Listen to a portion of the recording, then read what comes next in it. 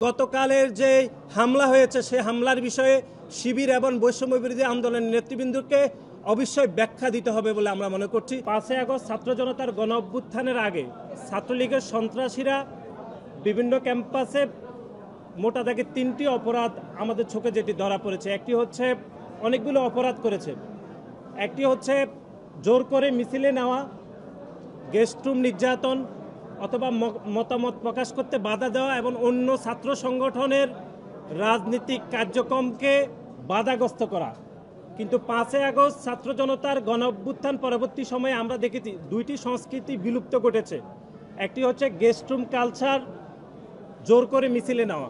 কিন্তু 5 আগস্ট ছাত্র জনতার গণ অভ্যুত্থানের পরে আমরা অন্য সংগঠনের রাজনীতি, প্রকাশ্যে গণতান্ত্রিক রাজনীতির বাধাগ্রস্ত করার সংস্কৃতি কিন্তু এখনও চলমান রয়েছে, যেটি গতকাল খুলনা প্রকৌশল এবং প্রযুক্তি বিশ্ববিদ্যালয়ে হয়েছে।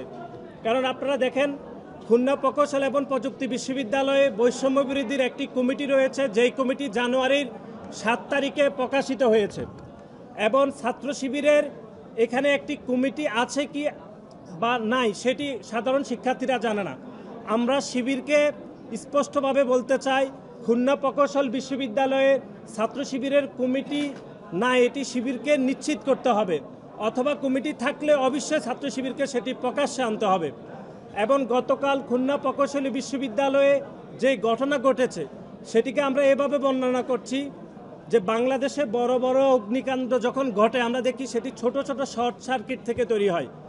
এবং গতকাল খুলনা প্রকৌশলী বিশ্ববিদ্যালয়ে যে ঘটনা ঘটেছে সেটি যে শর্ট সার্কিট হয়েছে সেটি তৈরি করেছে খুলনা প্রকৌশলের বৈষম্য বিরোধী ছাত্র আন্দোলনের বিশৃঙ্খল মব।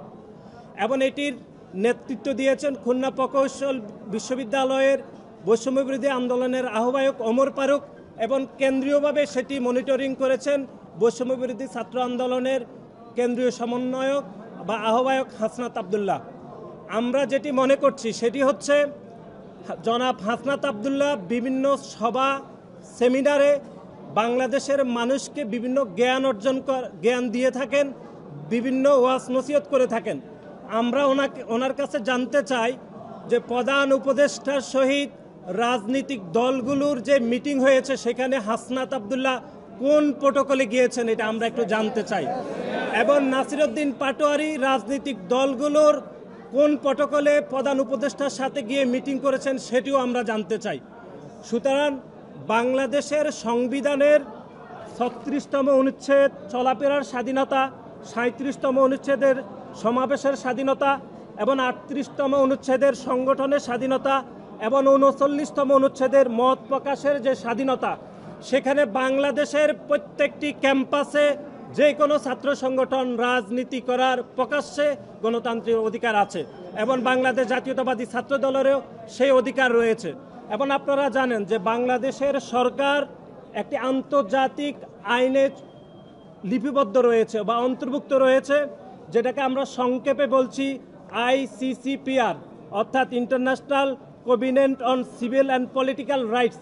অর্থাৎ বাংলাদেশের যেই কোনো নাগরিক তার মতামতের ভিত্তিতে যেই কোনো রাজনীতিক অংশগ্রহণ করার চূড়ান্ত অধিকার রাখে।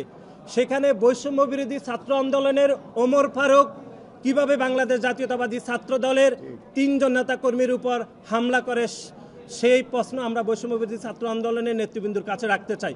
একই সাথে শিবিরকে আমরা পুনরায় প্রশ্ন রাখতে চাই যে খুলনা প্রকৌশল এবং তাদের থেকে থাকে সেটি প্রকাশ্যে কিনা, অথবা কমিটি যদি নাই থাকে তাহলে সেটি তাদেরকে অবশ্যই নিশ্চিত করতে হবে। এবং গতকালের যে হামলা হয়েছে সেই হামলার বিষয়ে শিবির এবং বৈষম্য বিরোধী আন্দোলনের নেতৃবৃন্দকে অবশ্যই ব্যাখ্যা দিতে হবে বলে আমরা মনে করছি।